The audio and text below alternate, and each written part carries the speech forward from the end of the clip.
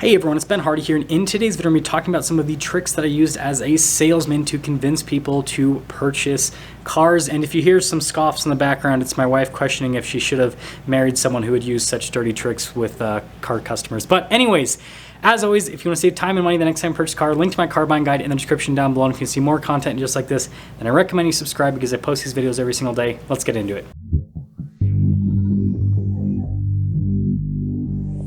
So to explain these tricks that I used as a salesperson to, I guess, fool people into purchasing a car, spending a little bit more money on a car than they expected, I'm going to talk about the process. Now, this is not going to be the process for someone who calls into the dealership or submits what's called an internet lead, where they basically email the dealership or something like that. This is going to be for a customer that just drives up to the dealership. So customer drives up to the dealership, and obviously, as a salesperson, you are going to greet that customer.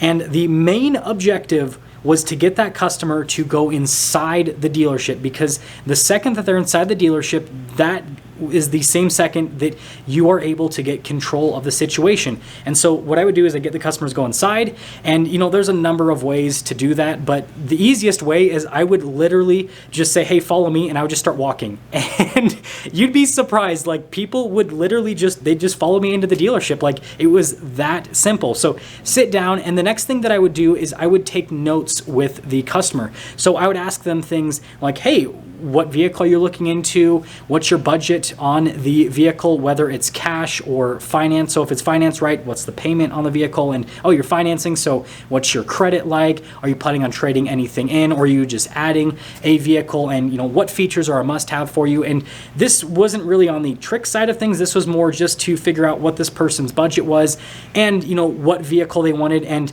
to make sure that everything was in line, because sometimes people would come in and they would want a $70,000 pickup truck, but then they would only have the budget of, a $20,000 used pickup truck. And so it's like, okay, you got to bring this person to reality.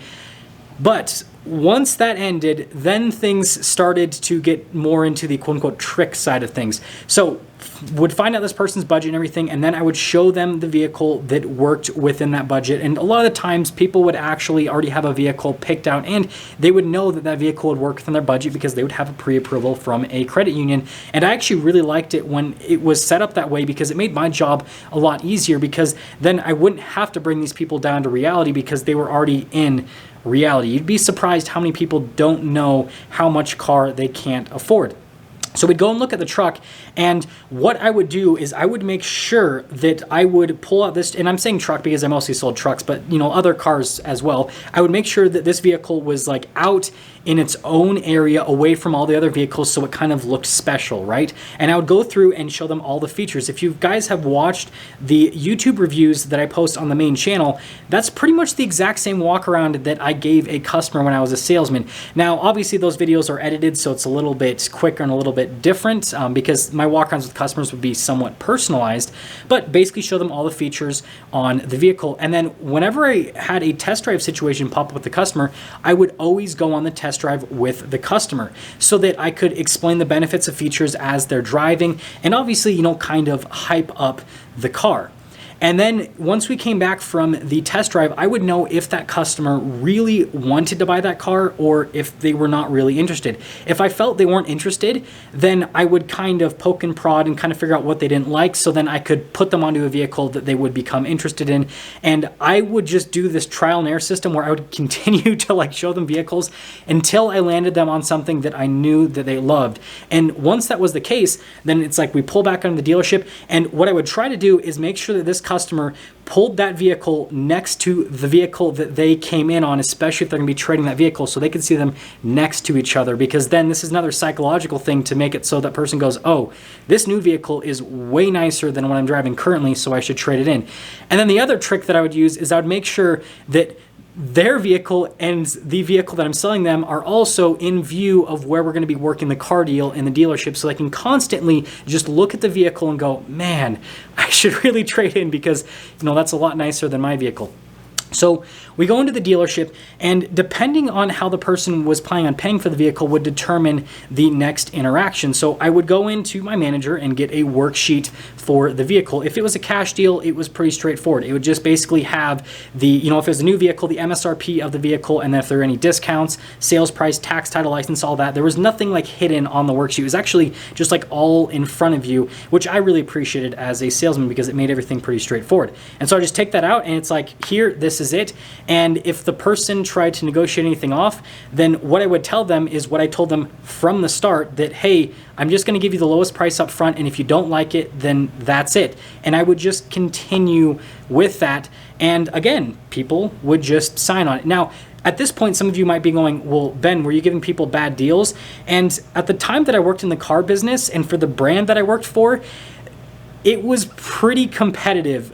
Most of the new vehicles that we sold, we were selling for invoice minus holdback, and sometimes minus even more. So whenever the dealership did a new car transaction, they were either breaking even on the car, or sometimes they were losing money on the car because they were hoping they would make that money up with accessories and then obviously stuff in the finance office. And so for me personally, I didn't feel bad about it whatsoever. Now that's a cash buyer.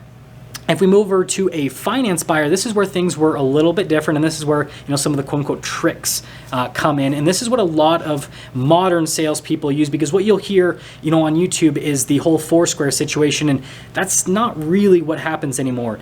What a modern salesperson will do is you have this worksheet that'll basically have everything on it. It'll have the out-the-door price, it'll have the vehicle price, any sort of discounts on it if it has discounts applied, tax, title, license, and it'll also have payments. Now, the way that I would structure it to make it so the person would focus on the payments instead of trying to hide things is, before I even got that worksheet, I would already know typically what that person's credit was like and if they're planning on putting money down. Now, obviously, some people would not want to give me that information, and so this is where I kind of used another quote-unquote trick to get them to give me that information. So what I would do is, if they wouldn't tell me their credit, then I'm going to say, hey, I'm just going to run this off of average credit, which is like a 680. So this is going to give you an interest rate somewhere around this range, and so that's where the payments are going to be around. And then usually the people would go, oh, no, my credit's actually worse than that. Oh, no, my credit's actually better than that. So you need to put this interest rate in. And so again, it was just getting people to tell me the information with these little kind of like points. And then when it came to down payment, this is something that, obviously anyone who's watched any sort of car buying advice does not want to give a dealer. And what I did to get these people to tell me their down payment was just simply by asking them. And obviously, not everyone wanted to tell me their down payment. And so I would always kind of word it in a way that I felt worked best with that individual customer. So if they had a trade-in, then I would word it in a way of like, hey, are you planning on putting more down or just using the equity from your trade-in? And then, a lot of times they'd be like, oh, just the equity from my trade-in, or I might put a little bit down. And so usually they would tell me, but again, in some cases they really, really did not want to tell me because that's what they've been told is don't tell the dealer. So then this is where I would always throw out a crazy down payment number to get me to tell them what their down payment is. I'd say, hey, so with this worksheet, it's going to show you the out-the-door number that you're looking for. But what I'm also going to do is I'm going to just list some payment options. And again, this is based off of your credit. And for the down payment options, I'm just going to put $10,000, $20,000, and $30,000 down so you can see what the payments are going to look like with that. And the reason that I would use such ridiculously high numbers, and I know that for some of you that might not sound that high, but with the vehicles that I was selling, most of them were in the $30,000 to maybe $50,000 price range. And so people that are buying vehicles in that price range usually aren't putting $10,000, $20,000, $30,000 down. They're maybe putting $500 to $1,000 down. And so the people would instantly be like, oh, no, I'm not going to be putting that much down. They want to see somewhat accurate payments. So they'd be like, oh, can you actually do it with $500, $1,000, $1,500 down? And then I'll be perfect. And then I bring out the payments and the out-the-door price and everything. And again, everything was listed on the sheet. Nothing was hidden, but this is where the other sales tactic came in. So instead of just going through and listing through everything on the sheet, because technically you don't have to go through every single item because the person can just read it there, all I did was just go straight to the payment. Again, this is obviously something that salesmen are taught, and what everyone basically tells you to avoid letting the salesperson do. But the tactic was pretty simple. It was, here's your payment with $500, $1,000, $1,500 down, circle the one that works best for you. And again, 9 times out of 10, people would look at the sheet and it had all the information in front of them, and then they would just again, they literally just follow orders, because you got to remember, they're sitting there at a desk with their car parked next to the car that they're planning on buying, and they're looking at it, and then they're looking at the payment. And again, I properly asked them all the questions. I asked them what their budget was, I asked them what their down payment was, what their credit was like. So when I showed them the payments that they already knew that they were going to basically have from their credit union, then it was just a super simple transaction. They'd circle the one, and then it would pretty much be done. But that's not quite the end of the story. You see, on the surface, it looks like the customer is completely winning in the situation because, again, like I said, the dealer was selling these vehicles at cost or sometimes below cost in some cases, and the customer was getting the payment that they wanted to be at on this vehicle. But that doesn't mean that the dealer is not making money in this situation, because that customer ultimately signed on a payment. And so the dealer has so many different angles they can come from with that payment.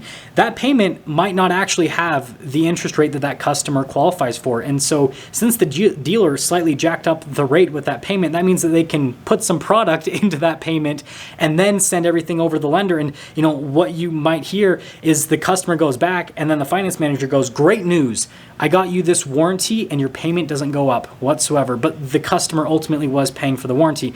And so the point that I'm trying to make here is, because I veered these deals into the direction where these people purely focused on the payment and they didn't focus on, the trade-in value, the out-the-door price, the sales price. There was a lot more items that could be manipulated in the background that person wasn't paying attention to. So what can we learn from this situation? Well, I think it's pretty straightforward. The second that you walk onto that dealer lot, if you end up with a salesperson that has more than 2.5 brain cells, then they will be veering you in a direction that puts you in a place where all you're doing is signing on a payment with a car.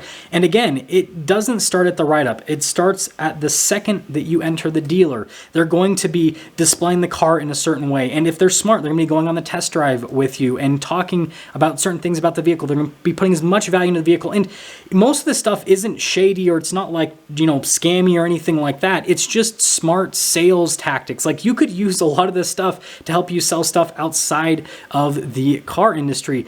But again, the whole process that I talked about with getting that customer to be in a psychological state where they are literally in front of the new vehicle that they're purchasing, right next to their old vehicle, and all they have is that simple monthly payment that is within the range that they wanted to be in, that all they have to do is just circle, sign, and then they can be off on their way in that new car. So always focus on the out-the-door price. Understand that, again, the process starts the second that you enter the dealer lot. Know what you qualify for when it comes to an interest rate amount, and know what your vehicle's worth when it comes to a trade-in. So then you know where the out-the-door price should actually be with your trade-in, with tax, title, license, and with the price on the new vehicle, and with your down payment, so that you know exactly where the payment should be. Because if you don't know exactly where the payment should be, the dealer will be able to move things around and make sure that they make money on your deal. I'll see you guys.